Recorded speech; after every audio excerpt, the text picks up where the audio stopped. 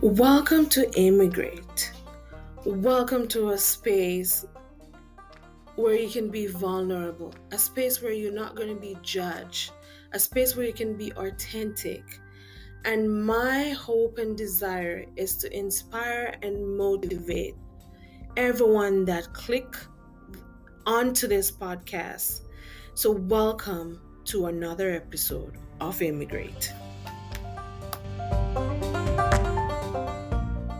And to my season 2 podcast. Woohoo! I'm so excited to have my guest here today. He's such a warm person, and his name is Stone G.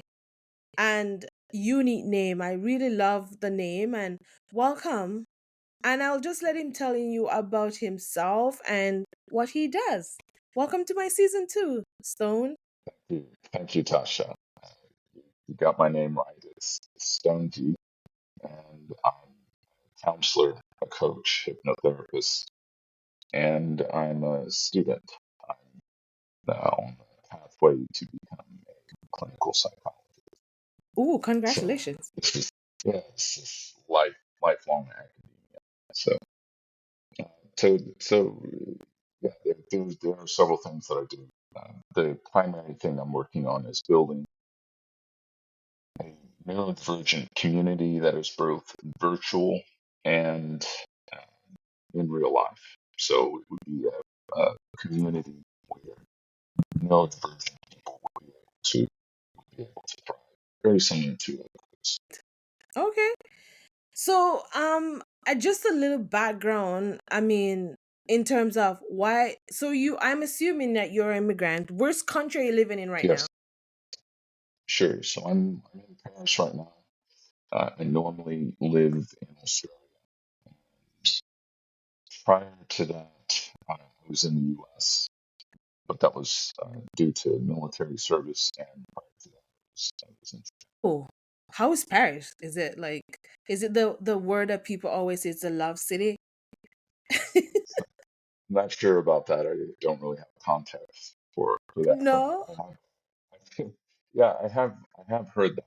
I think because I'm autistic, the way I relate to things is a little bit different. So I wouldn't be looking at the same things. I wouldn't be excited about the same. See, I see. So, why did you choose to move to Paris instead of somewhere else? Well, what I tend to do is when I'm thinking about moving or when I'm thinking about relocating, I will visit an area, do some, what you could call it, some reconnaissance to see what the vibration is. And when it comes to Paris, I'm 100% certain that this would not work for me because it's very busy. There are a lot of people. There are some cultural aspects here that probably wouldn't work for me long term. It's an amazing place to visit. So hats off to them for that. As far as living long term, I prefer quiet and nature and uh, the ocean. So yeah, Paris is Just there for school, I'm assuming, or you're just there for a short time, not just a long time. You know reconnaissance. that's it. Reconnaissance. Yeah, yeah. Okay. Okay. So, can you share how living in that country impacted your mental health and how you have It probably overcome while living there? yeah. It'd be easier for me to discuss Australia because I was there for about 20 years, and I've only Okay. been in France for a few weeks. So when I got to Australia, that was on the back of me getting out of the military. And the military does train people on how to do their job, but it doesn't teach them how to turn it off. And it also doesn't talk about some of the traumas that people might experience as a result of their service. So I Right. was unaware that I had any type of mental health challenges. And when you have a person that is, and we've all encountered this, when you have someone, and mechanized statement. I didn't know what I was dealing with, and I was attempting to relate to other people based on what I thought they wanted or needed from me, rather than me being truly who I am, Right. which is a recipe for disaster. Yes. Imagine trying to have a conversation with someone, and rather than them being present with you or actively listening to you, they are approximating what they think you mean and giving you an answer based on their story of what they think you need to hear.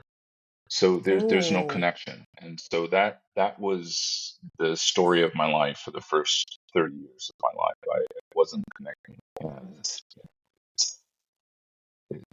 it's it's a very common thing for most human beings, depending on the. So so how did that with that behavior and attitude, was that in Australia, right?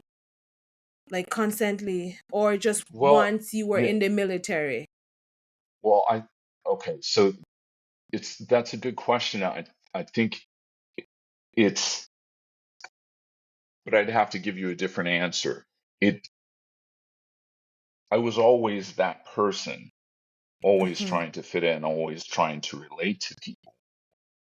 But I was trying to relate to people from a story that wasn't true. And going to Australia did not change me. It just Mm. revealed who I was being. As an immigrant, sometimes, well, in my case, I didn't have um, family, friends, those types of things to really rely on. It was primarily Mm-hmm. myself, and that's usually the story for most immigrants, is that we don't Mm-hmm. have a large family to or social group to depend on. Isolated, but only to the extent that that's part of our story. And Mm. that's really the biggest thing. That would be the message that I would share with other immigrants, is that the story that we bring with us from another country is still Mm-hmm. with us. The country That's doesn't right. change us. The country doesn't do anything. We are still That's who right. we are. That's right. And if we are unaware of the story that we are living, then we become powerless to do anything about that. But thankfully, Mm. we do have the power to transform our story once we become aware of it, once we become conscious of it. And being conscious of it means that we can transform it or change it to whatever we. Right. That's right. So with that all, how did you think you overcome while living there? Do you think you overcome all those Oh, sure. challenges that you Sure. Well, I mentioned earlier that I'm autistic and I have a few other yeah. co-occurring conditions. And these things don't really go away. It's similar to uh, take someone who has an amputated leg. They're most likely not going to grow another limb unless divine intervention happens and they they grow another limb. But what they can do is they can adapt. Maybe they can have a prosthesis.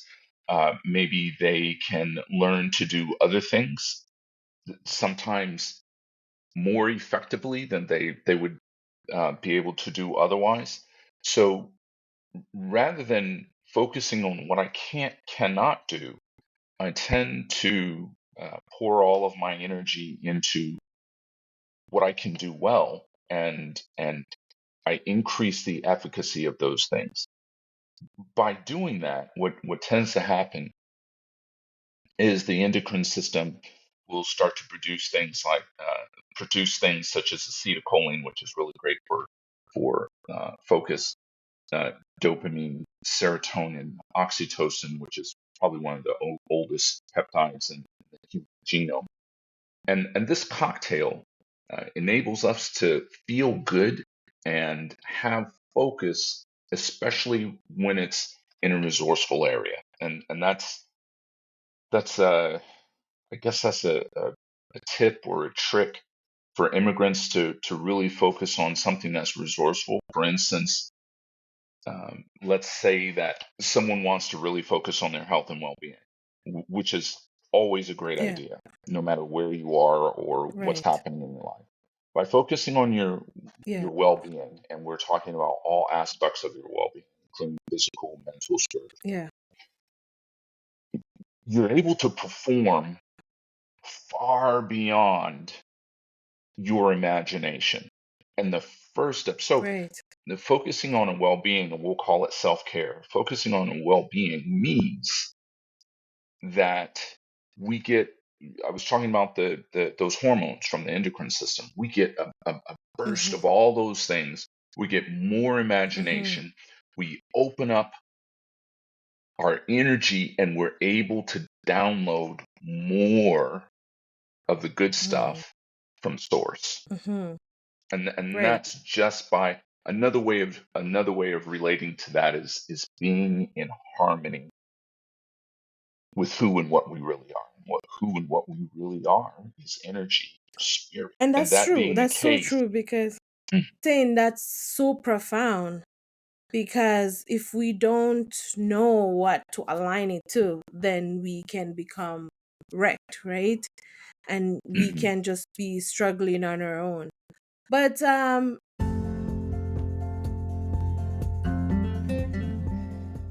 this ad is brought to you by Warm Vibes Custom Candle.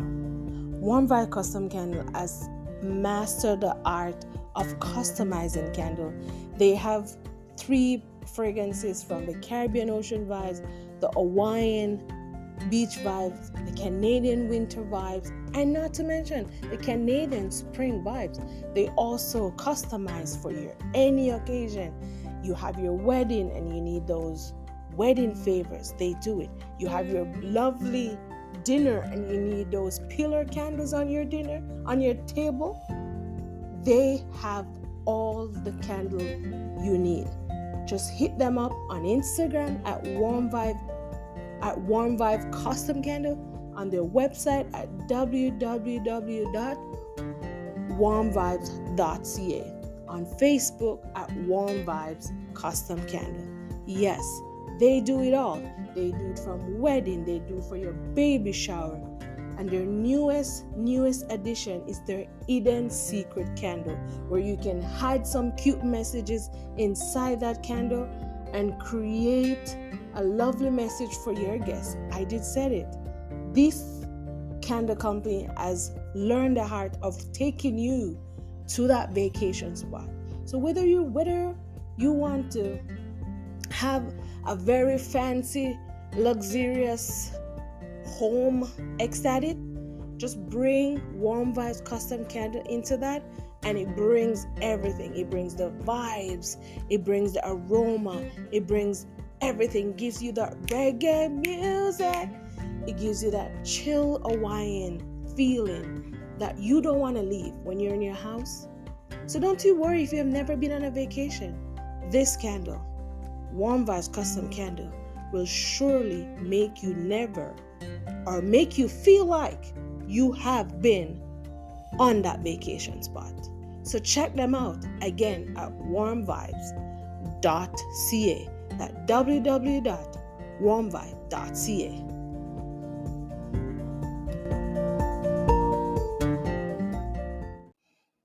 Now back to the show. Even though you went through that, how did you think your younger self would have felt would with your experience? Well, my younger self wouldn't have known any better. He was hard-headed and a know-it-all, and there's nothing that my older self could have explained or mentored or shared with my younger self to have made a difference. And that's usually consistent with all human beings. We don't necessarily learn by what we're told. We learn based upon our experiences and the voices, the secret stories that we decide to focus on. Right. Another So here's an analogy with depression, which is something I'm very familiar with right. personally. So I have a large dog. My dog is about 65 kilos. And If Mm. my dog um, poos, and I have to, when I walk him, I have to pick up the poo. But let's say instead of picking up the poo, I get down on my hands and knees and I put my face within, say, 5 centimeters of that poo. Number one, that stinks. Yeah. That's disgusting. That's gross. And let's Yeah. say that that is all I focus. Yeah, I'm telling a joke, but this is analogous to depression. So Yeah. if I focus on that poop and someone says, "Hey, Stone, why are you looking at that poop?" and I give whatever reason, right? A lot of people will give whatever reason for being depressed. So if I'm looking at that poop, my life becomes the poop, and I can't see anything Mm. because I'm look at my So face is within 5 centimeters of the smells. My whole world becomes that poop, and correct. Yeah. this is analogous to depression. So a way a way to transform that, because we are all things, is to look up and specifically to contribute to another human being. And when I say another human being is always a reflection, it is an extension and expansion of self. So Mm. that could be the person, a random person next to you. That could be someone that you know needs your support. That could be someone who is hiding, that that that is proclaiming they don't need anything, that they're cool, that they got all their stuff together. But whatever it is, Right. when we decide to get out of the, and this is something that anyone can do, that's if someone is in a depressive state and they really want to get out of it, look to contribute to another human being. That's so profound. I always say that service, service, service. If you give back, because it makes you as a human being feels good about yourself Mm, too. yeah. Like, Well, the term giving back is not really accurate, because if we go back to what we were talking about earlier, which is other is mm-hmm. an extension, expansion of self, we're not giving anything back. We are Mm. giving to self. Okay. And if you look back on your life, and this is all human beings, the expansion, the transformation, the evolution that we have is always due to the relationships, the deep, purposeful relationships that we cultivate. We're not able to expand as a human being without people in our life. That's Right. how we develop richness. That's how we come to know ourselves. It's Right. that contrast. We know what we don't want. Because we know what we don't want, we know what we want, and vice versa. Mm-hmm. So we're never giving back. We are contributing to self. So, with all that, how, like, share two tips that you can give an immigrant to overcome, like, for example, a mental, like a depression that they're going through. What kind of tips would you, based on your experience, because you have lots of experience both in theoretical and your own life experience. So, Mm, mm. Well, as I said before, it's always a good idea to contribute to another human being when going through a depressive state. And another thing that's helpful is to ask for assistance, which mm, is huge. yeah, It's that is the definition of vulnerability. yeah, Just by asking for support, we are already 50% there. mm, okay, And the truth is, right. we already have everything internally to be, to have, to do all that we aspire. Wanting something that is already ours is a bit weird, but we're in these human bodies and we don't really understand that fully. You're so wise. Thank you for that. And it's true. I can't even add to what you're saying. You're so wise and it's so right. But finally, it was so enjoying talking to you. But we just want to wrap up with the spiritual journey. How have your spiritual journey impact? and helped you to move on? Well, that's another aspect of what it is to be human. If we look at the beginning of all things, the beginning of all things is an energy, and we can call that energy love. Love was here before time became time, and after time has expired, love will still be. So all of us are made of love. And Mm, when we focus on love, and we can spend our entire life focusing on love, and that will be a life that is well lived. But focusing on that which is infinite means that we are always being bigger than the sum total of our thoughts, feelings, sensations, emotions, imagination. We will always be bigger than that right. by focusing on love. And practically, how does that look? Maybe I'm in the car, someone cuts me off, and I start building this conditioning of love. How does that look? Yeah. How would I respond Yeah. in that scenario? Yeah. And Yeah. it can be even more simple than that. How are we treating the people who are closest to us? How are we loving them? Are we Mm, loving them in the way that we think they should be loved? Or are we checking in mm, with them to find out how they want to be loved? So it again, it's infinite. And I would say that my journey, while I've lived in several countries and I've traveled extensively, it has been observing human nature, the continuity of human nature and nature itself that is the same in yeah. all of these environments that has given me the insight that I have.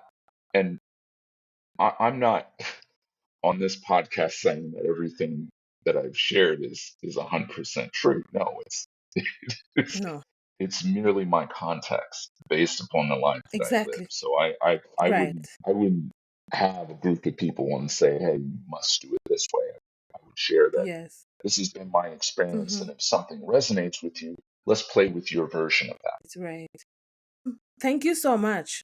I feel like this has been a very good interview because you're not just coming from an immigrant perspective, you're also coming from an therapist aspect. So you have that balance of understanding your own feelings. And it's true that you just said not everything will work with someone or 100% correct because we all have different expectations and different ways of dealing with stuff or different, Hmm. what works for you. So that's why I always say we can give you tips and idea, but whatever works and whatever works for the individual. But I'm so excited. Thank you so much for this talk. It was very rich and it was so profound in your delivery because the words of wisdom I couldn't even add. I felt like I was in this interview, like you're pouring inside of me. But you have given so much good tips, and with all what you said, I have gone through similar situations, and I've also learned how to do the same similar things. So thank Hmm. you so much, Stone G, for your time. Is there anything else you want to add to our conversation today? And while we wrap it up all together. No, no, there's nothing more. I think we this is just the start, and perhaps we can have another conversation, share from a different perspective for your audience at another time. So let's For keep it sure. going. I'm looking for therapists too. So you might come on as a therapist on here where you share your therapist background of how to deal with mental health, how depression happen, what it looks like when someone is going through a postpartum depression. Because I don't have the skills. I am not a therapist. I'm just an immigrant who is passionate to help individuals to understand that it's okay to feel depressed. It's Okay. okay to go through that, and it's not a shame because It's such a taboo topic in our, especially amongst our Black community, Mm. and amongst even my Caribbean community. It's such a taboo topic because growing up in Jamaica, I don't think no one knew they were depressed. But we all had symptoms that relate to depression, right? But Mm. when it hits you, it's so uncomfortable because you don't know how to deal with it. So thank you so much. And for sure, we'll be having you back as an expert talking about the skills that we can, because you're so wise and your knowledge is so good. And thank you so much for your time. Thank you so much for your energy. And we look forward in talking to you again. Likewise, Tasha.